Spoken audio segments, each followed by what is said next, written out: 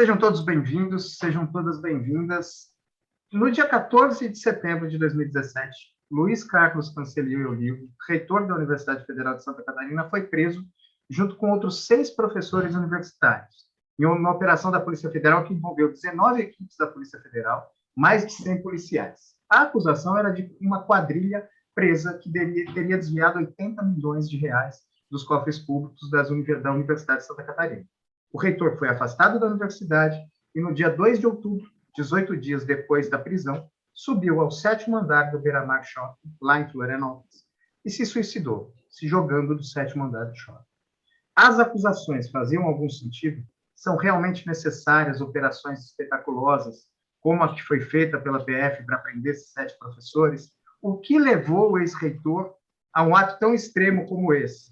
E mais do que isso, é possível recuperar a imagem depois de ser exposto à opinião pública em um escândalo noticiado com essas proporções, ainda que a gente descubra depois que as acusações eram, no mínimo, superfaturadas? Essas e várias outras questões são efetivamente respondidas no livro Recurso Final, a investigação da Polícia Federal que levou ao suicídio de um reitor em Santa Catarina, que foi escrito pelo nosso entrevistado, o jornalista Paulo Marcum. O livro está aqui, a capa dele, e é lançado esse mês pela editora Objetiva. Marcum, de novo, em nome dos telespectadores e dos leitores da Conjura, te agradeço pelo tempo. Eu te agradeço. E eu queria começar explorando o seguinte: o que te levou a escrever sobre esse caso, a fazer essa reportagem? O que te moveu? Olha, em primeiro lugar, foi uma indicação de um amigo meu, um jornalista também, o Ernesto Rodrigues, com quem eu fiz um livro sobre o Mariel Mariscal, o segundo livro que eu fiz na vida. Eu tenho 15, lá no Rio de Janeiro, em 1981. O Ernesto é biógrafo de Ayrton Senna, da Dona Zilda Arnes, do João Avelange, tem vários livros publicados. Eu estava conversando com ele e falei: Ernesto, estou atrás de uma história para fazer um novo livro, preferencialmente aqui em Santa Catarina, onde eu tenho base, né, porque eu passei 20 anos lá. Ele falou: você não faz a história do reitor lá que se suicidou? E aí acendeu uma luz, qual seja, não havia ainda, até aquele momento, um levantamento detalhado do que aconteceu efetivamente, tanto na investigação quanto na trajetória do reitor para tomar essa atitude radical. E eu lembrei, naquela ocasião, que no dia em que recebi a notícia, como muitos brasileiros, pela internet, pelos telejornais, essa coisa da quadrilha dos 80 milhões, a primeira reação que eu tive foi pensar: caramba, como é possível a corrupção ter chegado nesse nível no Brasil, que um reitor rouba 80 milhões de reais? Em nenhum momento, tenho que confessar, eu coloquei em dúvida a informação, né? E depois, já com o suicídio do reitor, é que colocou em dúvida a informação para milhões de brasileiros e para os jornalistas, que naquele momento embarcaram na informação que estava no Facebook da PF, né? Desbaratada a quadrilha que roubou 80 milhões de reais. 80 milhões de reais, para resumir a história, é todo o dinheiro que a educação à distância recebeu na Universidade Federal de Santa Catarina durante 16 anos. Então, é impossível que qualquer quadrilha tivesse roubado esse valor, né? Então, já começa por aí. E essa história você coloca bem no livro, né? Logo no começo você diz que o último acórdão mais recente do TCU, ele dá conta de que desses 80 milhões, o que havia realmente era algum tipo de suspeita numa fração de 3%, ou seja, cerca de 2,5 milhões de reais, e ainda assim, a maior parte talvez por inconsistência na prestação de contas. E desses 2,5 milhões, que já é uma fração, 8% só teriam sido pagos na gestão do Cancellier.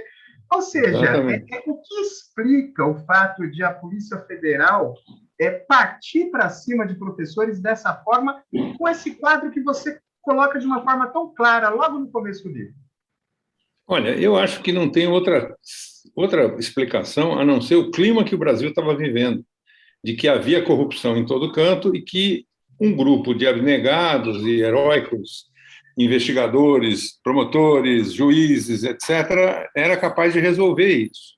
Nesse caso específico, e eu me detenho muito nisso, porque acho que a Lava Jato, para fazer a mesma a mesma avaliação para a Lava Jato como um todo, que, digamos, inspirou a operação da Polícia Federal Ouvidos Moucos, seria preciso um trabalho muito mais detalhado, porque é muito mais complexa a história, envolve dezenas, talvez centenas de personagens, né, de investigações, de histórias diferentes e tal. No caso do ensino à distância, é isso que você resumiu. Quer dizer, o que havia ali, aparentemente, por conta daquilo que eu examinei em 20 mil páginas de documentos, do inquérito, de provas, e mais as entrevistas com mais de 50 pessoas e tal,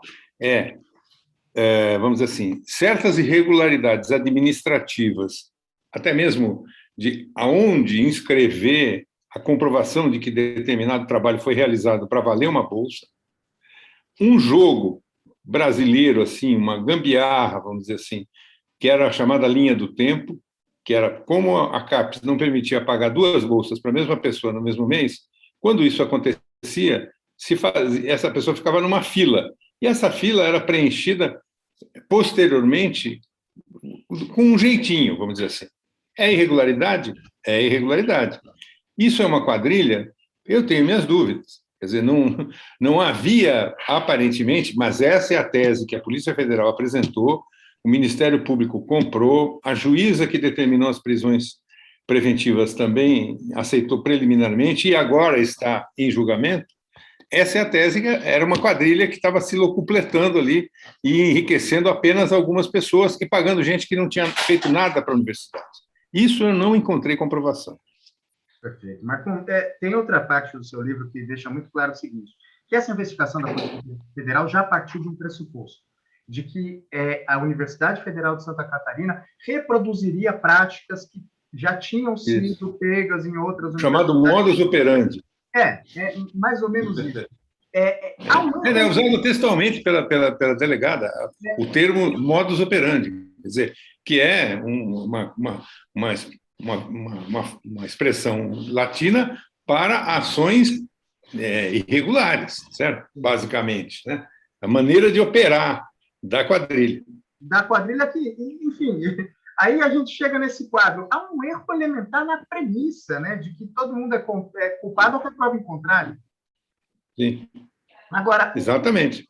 Agora, Marconteno, você falou da Lava Jato, eu vou querer voltar nisso depois, mas tem um trecho do seu livro que é justamente quando o Rogério Bastos chega na Polícia Federal e está diante dessa acusação do desvio de 80 milhões, e ele já começa dizendo, Rogério Bastos, que estava substituindo o Cancelier que tinha sido preso na reitoria da universidade. Né? Estava representando oficialmente a reitoria. Isso. Aí eu até anotei a página aqui, porque é espantoso o seguinte.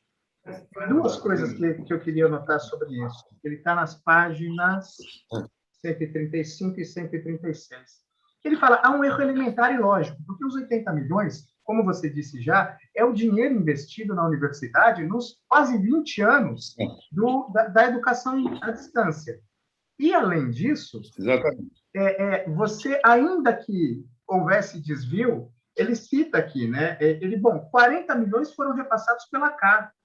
Então, não há... há um erro lógico, há um erro aritmético e a gente precisa descobrir. O que vocês estão vendendo não está acontecendo. Mas o que me chama a atenção é que, quando ele chega, um investigador vira para ele e fala, professor, o senhor conhece a delegada? Ele fala, não. Essa é a delegada da Operação Lava Jato de Curitiba, Érica Marena. Ou seja, o nome dela vem depois da Operação Lava Jato de Curitiba.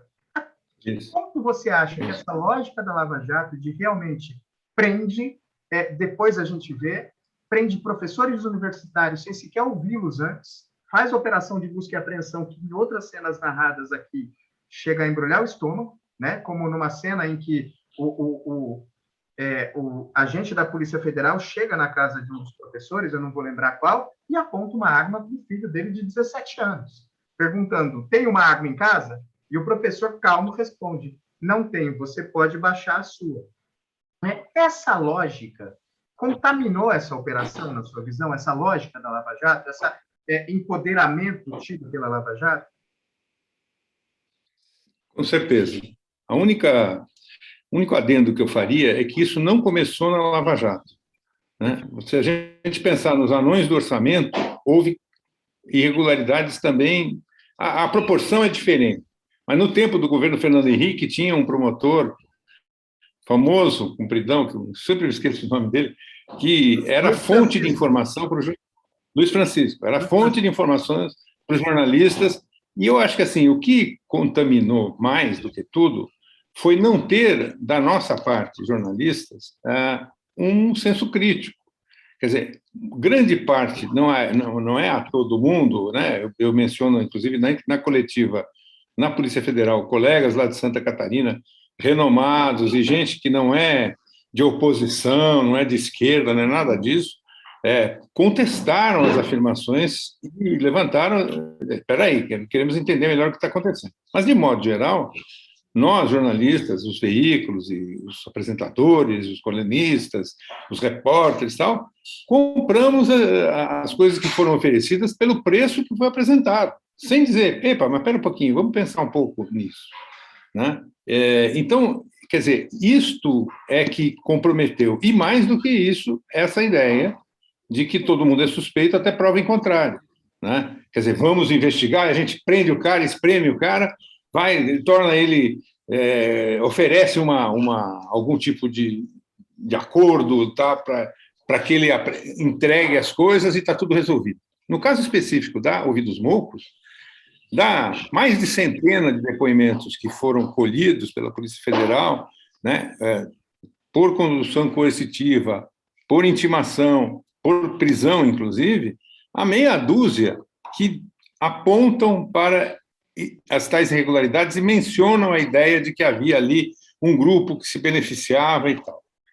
Parece, para mim, que acompanhei o assunto mais detidamente, que trata-se de uma disputa interna da universidade, muito mais do que, efetivamente, alguns apenas heróicos defensores da legalidade e a grande maioria de corruptos e picaretas, né? Então, agora, isso foi apresentado naquele momento, né, e justificou as prisões preventivas, a humilhação a que todos os 7 presos foram submetidos, né, e esse espetáculo. Basta entrar no YouTube, quem quiser aí, bota lá, Operação Ouvidos Moucos, ou Telejornal, e veja o que os apresentadores comentavam na época. Eu até citei uma pessoa lá, dizendo o seguinte, é um absurdo no Brasil isso estar acontecendo, quer dizer, senso crítico nenhum, né, diante de um fato que, se fosse verdade, né, seria talvez um dos maiores escândalos, quer dizer, 80 milhões de reais roubados de uma universidade, todo o dinheiro do ensino à distância, mas, objetivamente, não é isso, apesar do esforço que tem de vários setores aí de tentar justificar essa história até hoje, num certo sentido. Você dizer que tenta justificar essa história até hoje me lembra um outro trecho do livro em que o delegado que substituiu a Érica Marena, ele insiste, né? Ele, inclusive, no relatório dele, pinta o Cancellier já morto como um chefe de quadrilha. Chefe de quadrilha. Né? Assim, a impressão que se tem é que nenhuma das autoridades, você entrevistou também a juíza do caso, né? Me fugiu o nome dela agora, Janaína Cassol. Isso. Entrevistou também ela, mas o que ela ainda tenta demonstrar alguma empatia em alguns depoimentos, mas o que me passa a impressão, eu queria saber qual é a sua impressão, se combina com essa ou não, é que as autoridades não fizeram nenhuma autocrítica, não tiveram a mínima empatia com a situação do Cancellier, mesmo depois do ato extremo que ele cometeu. Nada. Quer dizer, as autoridades policiais e judiciais e dos órgãos de controle. O governador do estado em exercício foi, à época, o Rogério Pinho, se não me falha a memória, não sei se é Rogério, é um governador que estava lá substituindo, o governador é um deputado catarinense, fez um discurso contundente, leu a nota do procurador do estado, quer dizer, houve autoridades que se solidarizaram com o reitor e com essa história toda, mas esse núcleo investigativo, ninguém fez nenhuma autocrítica, né? De dizer, olha, espera um pouquinho, nesse caso aqui nós erramos, né? Ou, veja bem, não é bem assim. Por quê? Porque eles não querem dar o braço a torcer, eu acho. Vamos ver o que vai acontecer na justiça. Ainda está na primeira instância, a juíza, que é a mesma juíza que determinou as prisões preventivas, está com o caso em mãos, ela sequer examinou os argumentos apresentados pelos acusados, que era uma possibilidade que ela teria, né? O processo continua, provavelmente vai demorar para ter um desfecho na primeira instância e, com certeza, vai ter desdobramentos na segunda instância, seja qual for a decisão. Então, pode ser que mais dia, menos dia, isso aconteça. Mas eu lembro apenas como referência, não tem muito, quer dizer, tem a ver, mas não tudo, o caso Herzog, né? No caso Herzog, a Justiça e o Estado acabaram reconhecendo a responsabilidade pela morte, pelo assassinato do Vladimir Herzog, assassinato que foi apresentado como suicídio no inquérito policial-militar, que era para curar o suicídio, quer dizer, tinha o mesmo pressuposto de já um ponto de partida contaminado, mas até hoje nenhum policial, nenhum torturador, nenhum militar, nenhuma autoridade foi punida, porque tem a lei da anistia e isso apaga tudo no Brasil, né? Então, quem sabe o que vai acontecer nesse caso do Canceller, que não é a mesma coisa, são situações diferentes. Estamos numa democracia, felizmente, né? As prisões foram autorizadas, duraram só 24 horas, mas, mesmo assim, a humilhação a que é submetida uma pessoa que nunca foi ouvida sobre o assunto, revista íntima, algema, cadeado nos pés, uniforme de prisioneiro, jaula, ser proibido de entrar na universidade, isso não faz sentido. E ele foi proibido de entrar na universidade, você coloca no livro que depois ele volta para a universidade, sobre pausos, só que Exato. dessa vez no caixão, só que velado. Dentro do caixão. Agora, isso. Tem um outro trecho que é muito impressionante do livro, Marco, em que você diz isso, mostra essa cena, né? Descreve essa cena de o caixão chegando na universidade, o cortejo ali das pessoas se despedindo dele, e ainda assim uma aluna se agarra ao caixão e grita: cadê os 80 milhões? Ou seja, existe quase foi expulsa, né? Você coloca ali no livro que ela foi escorraçada dali de dentro. Mas, mesmo diante desse ato extremo, ainda havia essa aura de estavam combatendo a corrupção. Depois dessa investigação que você fez, é uma reportagem densa sobre um só caso, e por isso que ela é tão, tão detalhada e tem tanto... Assim, é realmente um livro espetacular, precisa ser lido e precisa ser espalhado. Você acha que é possível mudar isso? Você vê algum tipo de esperança de que isso, no futuro próximo, mude, que essas operações sejam menos espetaculosas, que as autoridades sejam mais ciosas do seu papel diante de... nesse papel de acusar as pessoas?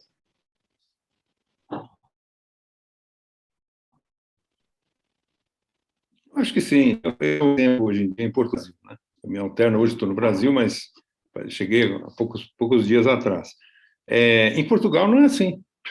É simples, entendeu? Quer dizer, o país fala quase que a mesma língua, né? Tem a mesma tradição cultural, e tem casos de corrupção, tem investigação, tem, inclusive, mas lá é mais cuidadoso o processo, seja na questão da justiça, seja na própria imprensa, quando apresenta os acusados com cautela, né? E eu acho que sim, acho que é um processo evolutivo, que espero que eu consiga enxergar momentos menos dramáticos desse processo, né? Dessa circunstância em que acusados são jogados na lama sem ter direito a defesa nenhuma. Eu não estou dizendo, insisto sempre nisso, duas coisas, nem estou dizendo que todas as instituições, ou que algumas instituições são de cabo a rabo daninhas, não é isso, a Polícia Federal tem grandes méritos, assim como o Ministério Público, os instrumentos de controle que cresceram no governo Lula, registre-se, certo? CGU, por exemplo, né? A universidade também não é um antro de maconheiros e malucos que apresenta-se, e também não é de santos e anjos, né? A imprensa, idem, e assim por diante, a política, etc. e tal.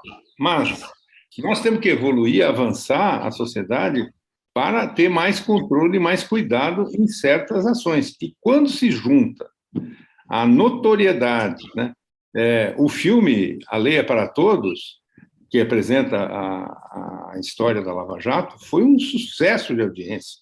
Os policiais, os juízes e tal, envolvidos, que apareceram no lançamento, digamos, protagonizavam ao lado dos atores como se fossem personagens de Hollywood. Isso não é bom para a justiça, não é bom para a polícia, não é bom para a sociedade. E eu insisto, nós, jornalistas, ajudamos a fabricar isso, consciente ou inconscientemente. Eu acho que mais conscientemente do que deveria. Perfeito. Deixa eu pegar esse gancho. Qual você acha que deve ser o papel da imprensa na produção de justiça? Qual é o nosso papel? O papel do jornalismo diante da produção de justiça? Rapaz, é uma ótima pergunta. Eu acho que nós não temos que substituir a justiça, nem a polícia. Quer dizer, o jornalismo investigativo, ele tem, né, eu acho que todo jornalismo deveria ser e deve ser investigativo, sem dúvida. Mas o chamado jornalismo investigativo tem um grande papel, aí a gente está vendo agora o Pandora Papers como um bom exemplo disso, né? Agora, são instâncias separadas, e eu acho que o relacionamento tem que ser mais, não tem como escapar dessa palavra, republicano. Nem a gente aceitar ofertas duvidosas, nem a gente ser necessariamente, vamos dizer assim, o cara que diz assim, peraí, mas aqui, essa investigação, se a polícia está investigando, então o cara é inocente. Não, não é bem assim, certo? Então, eu acho que exageros de parte a parte, para lá ou para cá, tinham que ser evitados, né? E a gente não querer substituir a justiça e julgar as pessoas antes da hora. Eu queria voltar na questão dos 80 milhões. Você coloca também logo no começo do livro, é uma das primeiras notas de rodapé também, que a polícia fez essa operação, prendeu os professores sem ouvi-los antes, e que, assim, descreve a cena da prisão quando eles estão na jaula ali, vestidos, e um dos professores reconhece um aluno, quer dizer, o aluno reconhece ele como um dos professores. Um policial, o aluno reconhece o professor. É uma situação, assim, bem constrangedora, a gente sente isso, mas você coloca ali que já foi publicado no Facebook da Polícia Federal, de cara, que estavam combatendo um desvio de 80 milhões de reais. E que 2 semanas depois, 2 ou 3, eu não vou lembrar, mas eu acho que umas 2 semanas. 2 semanas depois, essa informação ela só sumiu do site do Facebook. Mudou o texto. Deram ali um Ctrl-Alt-Del e, entendeu? Disfarçaram a história. Que é outra estratégia assustadora que tem sido praticada muito, que é o seguinte: usa a rede social, espalha a informação, depois apaga, tá certo? E aí o estrago já foi feito, né? Porque aí aquilo vira uma bola de neve, você não controla mais. Isso aí, quer dizer, e não houve punição nenhuma, nem sequer a identificação de quem foi responsável na Polícia Federal por colocar essa nota, tá certo? Porque a nota não está em nenhum lugar, está dito lá no inquérito e tal, que trata-se de 80 milhões de reais. Não está dito isso, não, nem no começo. Como se disse lá, você me lembrou, no dia da coletiva se tentou isso, o representante da universidade, o reitor em exercício, contestou e a Polícia Federal aceitou a contestação. Já começou ali a dizer, bom, não é bem assim, não sabemos quanto é. Mas primeiro o start era, e isso era para ganhar notoriedade, obviamente, prendemos o reitor e essa quadrilha está envolvida num roubo de 80 milhões. E aí, como recupera, depois que você é jogado desse jeito para a opinião pública? Tem um outro trecho, na página 140, Marcum. Eu vou te pedir licença para ler um trechinho, que é o discurso do Nelson Wedekind, que foi amigo, né? Amigo do... Sim, muito amigo. 140 é outra anotação. É na 157 que ele faz o seguinte. Eu anotei o livro inteiro. Ele diz o seguinte: antes do suicídio, Cancelier será finalmente absolvido, mas sua reputação foi abalada sem remédio e para sempre. As autoridades responsáveis, os algozes, continuarão na ativa ditando normas, regras, sentenças, e quando errarem, como agora, o azar será de quem atravesse o caminho. Não correm nenhum risco de pagar pelo exagero, leviandade e inconsequência. Me desculpem, mas isso não é justiça. Você concorda com isso? Absolutamente. Absolutamente. E tem uma curiosidade, que é o Wedekind era senador na Constituinte, sim, e o braço direito dele era o canceler, então assessor político, e eles, inclusive, aprovaram, vamos dizer assim, como é que eu vou dizer, o item da Constituição que fortalecia a Polícia Federal e o Ministério Público. Quer dizer, é no mínimo lamentável que o canceler tenha sido vítima desse poder estabelecido lá atrás na Constituinte e que ninguém está dizendo que não tinha que estabelecer. O problema é como é que se usa esse poder. É isso, é bom sempre reforçar esse ponto, né? Combate à corrupção todo mundo quer. Todo mundo, pelo menos todas as pessoas sérias que não praticam atos de corrupção querem. O problema é que quando você tenta colocar... O problema é qual o limite desse combate à corrupção? Se ele está, de fato, combatendo a corrupção, ou se ele acaba sendo um mal e se joga contra o combate à corrupção. A gente vê aí a Lava Jato, a credibilidade, por mais que alguns dos principais personagens tentem voltar e estão começando a se movimentar politicamente de novo, a credibilidade foi abalada. E há, inclusive, tentativas de cerceamento do trabalho do Ministério Público por conta das besteiras que esses caras fizeram no Lava Jato. Exatamente. Agora, Marco, você cita no livro a Lei Cancellier, que é justamente uma reação, uma tentativa de enquadrar um pouco atos de abuso de autoridade, que foi, assim, passou no Congresso Nacional, mas sob fogo cerrado de juízes e membros do Ministério Público. Sim. Você acha que esse pode ser um marco para retomar um mínimo de dignidade nessas investigações de crimes no Brasil? Ou, assim, precisa muito mais do que isso? Qual a avaliação que você faz disso? Eu acho que precisa mais, é um primeiro passo importante, né? É preciso que se estabeleçam limites, mas o mais importante é que a sociedade entenda essa ideia, incorpore essa ideia de que, ok, precisamos investigar e punir, porém, ao mesmo tempo, respeitar os direitos, os procedimentos, etc. Esse processo é meio pendular, né? Quer dizer, nós fomos para um lado muito intensamente, agora estamos voltando para um outro ponto que corre o risco de, vamos dizer assim, ser tão extremo quanto aquele primeiro, quando o mais razoável seria que houvesse um meio termo, no sentido de assegurar os controles e, ao mesmo tempo, fazer com que não se cometessem abusos. Eu vou citar uma historinha, parece infantil, assim, mas eu trabalhei na TV Brasil, depois de ter trabalhado na TV Cultura, e na TV Cultura já tinha enfrentado problemas com essa lei 8666, que regula compras governamentais. Mas, resumidamente, era o seguinte, o programa que eu fazia tinha 1h30 e eu usava um ponto eletrônico, que é um ponto desses de surdez, digamos assim, e usa uma pilha.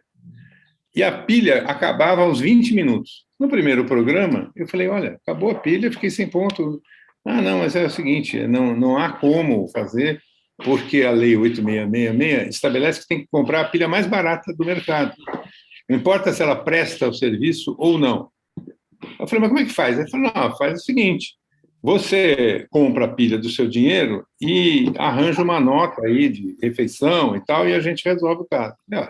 Eu não vou fazer isso porque pode ser que amanhã ou depois alguém diga que eu estou comprando alguma coisa irregularmente. Mas esse é o caminho pelo qual, muitas vezes, questões irregulares se estabelecem, e aí quem quer se beneficiar se aproveita disso, né?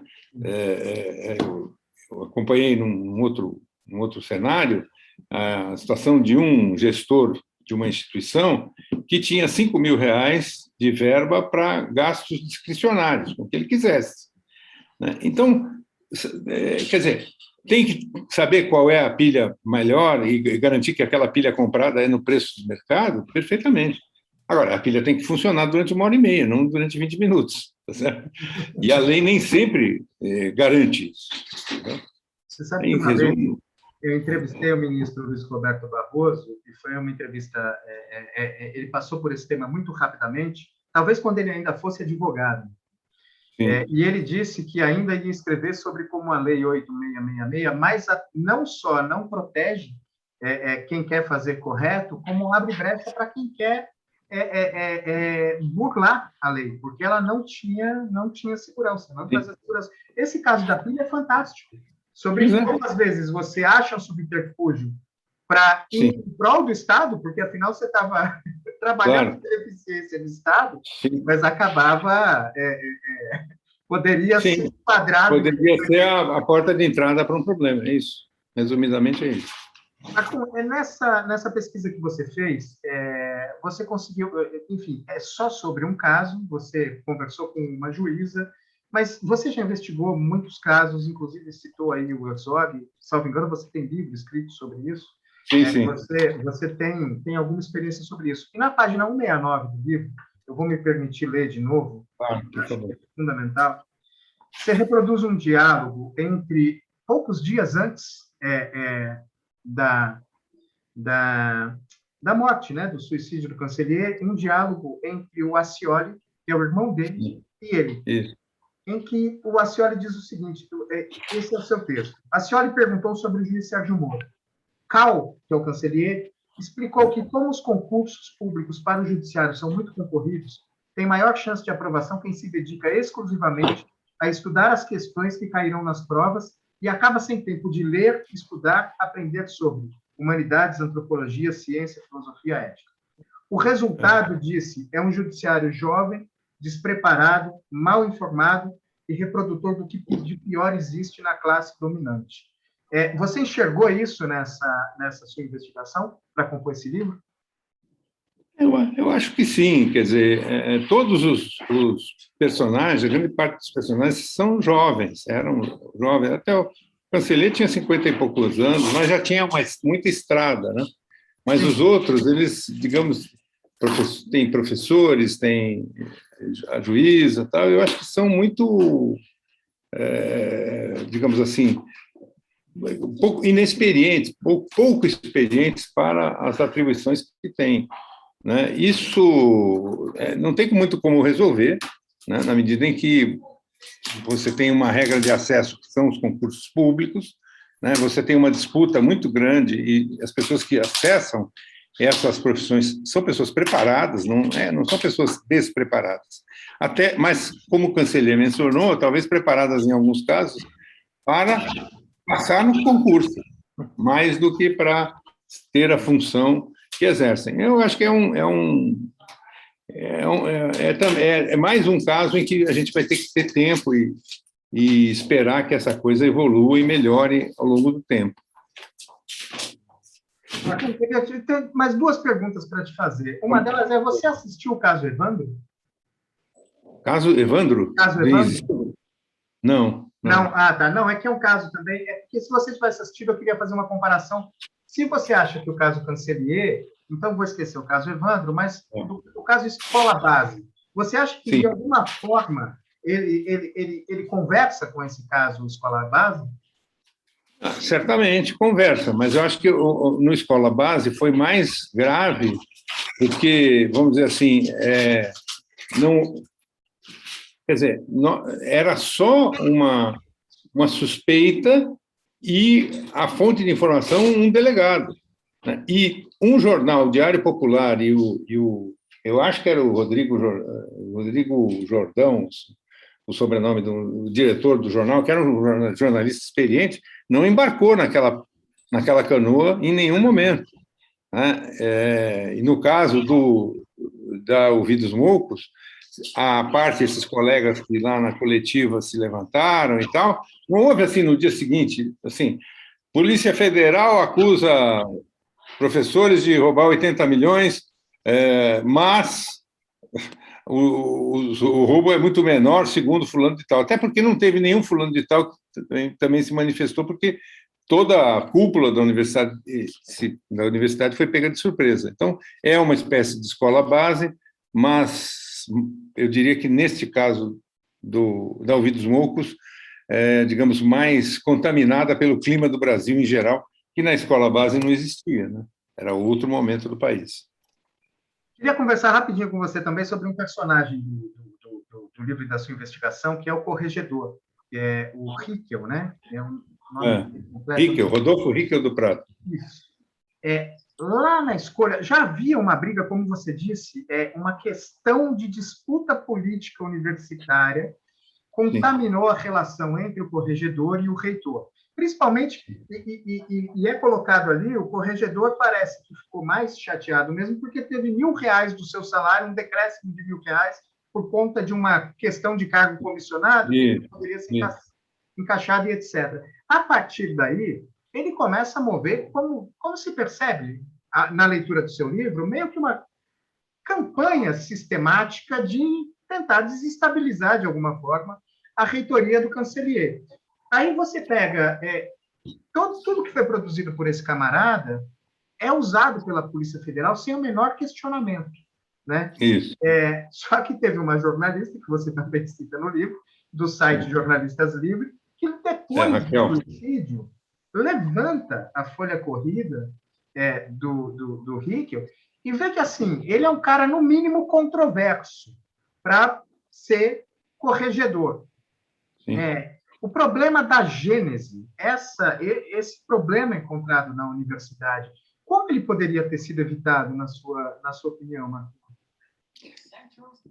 Não sei te explicar, porque eu acho que pesou nisso aí também um dado subjetivo, que era a confiança que o reitor tinha na sua capacidade de diálogo e de conciliação. Então, ele era um conciliador. Então, eu acho que o que houve ali, e eu acompanhei mais detidamente o processo de instauração da corregedoria, que foi tenso, porque era uma gestão que tinha perdido a eleição, forçou um pouco ali para ter um corregedor supostamente mais atilado, mas não verificou quem era que haviam escolhido para isso. Né? E a corregedoria é uma instituição importante, mas até aquele momento haviam apenas 3 nas universidades federais brasileiras. Né? Essa foi a terceira.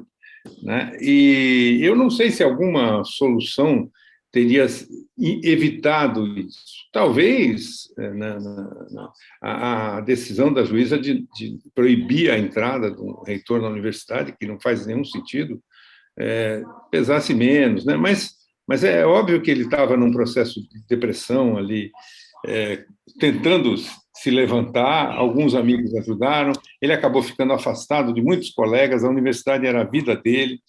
Então, tem um monte de circunstâncias que levaram ao desfecho trágico, que foi premeditado, né? Porque não é que ele tomou uma decisão de última hora e pulou do shopping. Não, ele deixou um bilhete, ele deixou tudo organizado, os documentos na casa, afastou os irmãos, se despediu dos amigos e conhecidos, deixou um recado para o filho, fez tudo o que tinha direito, e aí no domingo, na segunda de manhã, tomou essa atitude. Foi lá ver o lugar aonde ele ia pular. Então tem um rastro assim da ação que demonstra o planejamento, né? Mas também tem a ver, claro, com depressão e com essa coisa de sentir que não é capaz de se recuperar. Mas ele queria mostrar que, não só porque ele disse isso no bilhete que trazia no bolso, mas ele se suicidou com uma camiseta da universidade. Sim, exatamente. Quer dizer, simbolizou tudo. Exato. Dessa investigação toda, o que a gente viu até agora se pudesse usar uma frase, um jargão, a montanha pariu um rato, mas esse rato ceifou uma vida. Foi a vida do reitor. Exatamente. O Cancellier morreu em vão, na sua opinião? Você sabe que eu acho que toda morte que não é natural é em vão, né? Esse negócio de herói, de Alcide, é mais para mito do que para realidade, né? Eu acompanhei o caso do Vladimir Herzog, que foi preso um pouco antes dele e tal. É a questão de perguntar, o Vlado morreu em vão? Eu acho que sim. Eu acho que sim. Mudou a história do Brasil, mas não foi o plano dele morrer. No caso do Cancellier é um pouco diferente, porque ele tomou a decisão, porém ele não tomaria a decisão se não fosse instado pelas circunstâncias. né? Então, eu não sei se... Eu, sinceramente, acho que melhor seria se ele estivesse aí respondendo as suas acusações, se defendendo, limpando o seu nome e discutindo, debatendo essas questões. Agora, nós não estaríamos aqui falando sobre isso se não tivesse sido a atitude radical que ele tomou, né? O que fez com que, inclusive, os métodos da Lava Jato, por meio da Operação Ouvidos Moucos, fossem questionados, é exatamente esse ato extremo, né, Marcos? Isso, exatamente. Talvez a gente não estivesse questionando tanto. Com certeza. Eu acho que sim, nesse sentido, sim. Tá certo? Meu caro, eu acho que é isso. Eu queria te perguntar se você quer colocar mais alguma coisa no final. Não, eu acho que é isso. E só agradecer aí o espaço e a atenção para o livro. É sempre bom. Você sabe que eu ainda não recebi o livro fisicamente. Então, eu estou naquela agonia que, poxa, você não sabe o que é, né? Porque não muda nada, eu sei que é exatamente o que eu aprovei e tal, mas eu quero ver. Acho que na quarta-feira, amanhã, eu vou ver. Vou te fazer inveja, então, porque o meu está aqui. Que bom. Legal. Maravilha. Bom, muito obrigado, Rodrigo. Muito obrigado, grande abraço pela atenção, tá? Um abraço. É isso. Tchau, tchau. Beijo.